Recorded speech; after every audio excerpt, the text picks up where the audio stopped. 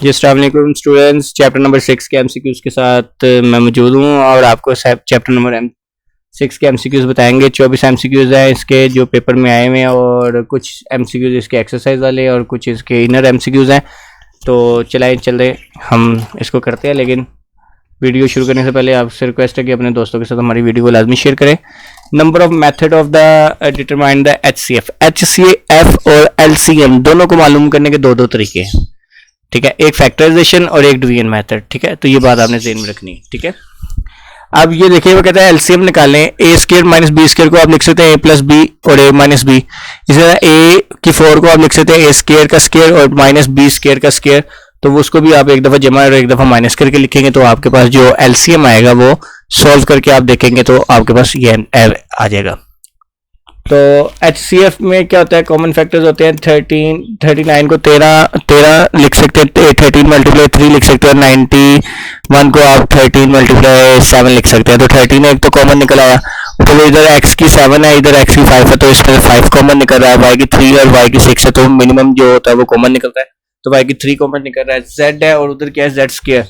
तो इसका मतलब ये हुआ कि यहाँ पर जो इसका आंसर है वो z ये कॉमन निकल रहा है, ठीक है। तो ये इसका HCF आ गया। इसका HCF फाइंड आउट करना है। एक्स स्क्वायर माइनस 4 को 2 का स्क्वायर लिख सकते हैं, इसलिए इसका एक्स स्क्वायर माइनस 4 को 2 का स्क्वायर तो क्या जाएगा, एक दफ़ा प्लस एक दफ़ा माइनस, और इसकी भी फैक्टराइजेशन करेंगे तो आपके पास x प्लस 2 आंसर कॉमन निकल आएगा।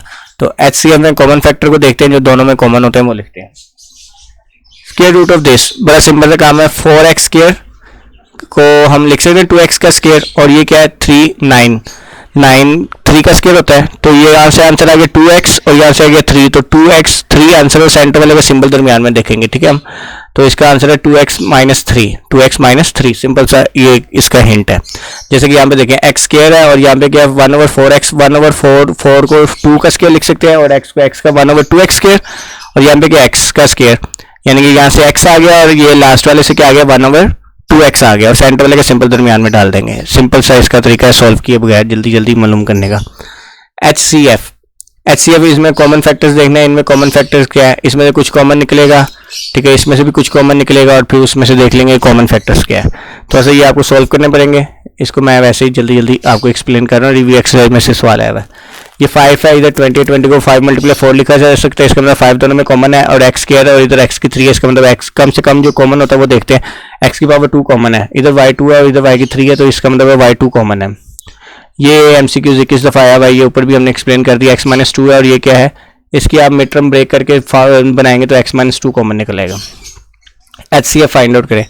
ये a की 3 प्लस b की 3, इसका फार्मूला लगेगा a plus B into A square plus A minus A B और प्लस ए बी स्क्वायर। तो ये उसका फार्मूला है। तो उसमें से A square minus A B और प्लस बी स्क्वायर कॉमन निकल आएगा, तो इसका HCF ये बन जाएगा। HCF फाइंड आउट करना है। HCF में कॉमन फैक्टर देखना है, इसका भी इसके भी फैक्टराइजेशन की, इसकी भी फैक्टराइजेशन की, तो x माइनस 3 कॉमन निकल आएगा आपके पास।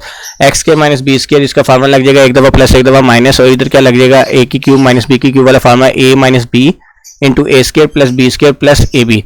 तो इसमें x माइनस बी कॉमन निकल आएगा, ठीक है।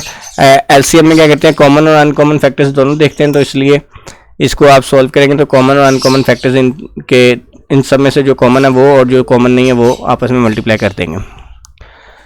ये भी LCM है। LCM में क्या करेंगे, कॉमन और अनकॉमन को मल्टीप्लाई कर देंगे। इसका राइट ऑप्शन नहीं लगा हुआ, अभी मैं लगा के आपको बताते। तो एक तो 15 आ जाएगा, 15, ठीक है, और x स्क्वायर आ गया 15x स्क्वायर, y और z, ये राइट इसका ऑप्शन है, ठीक है, ओके।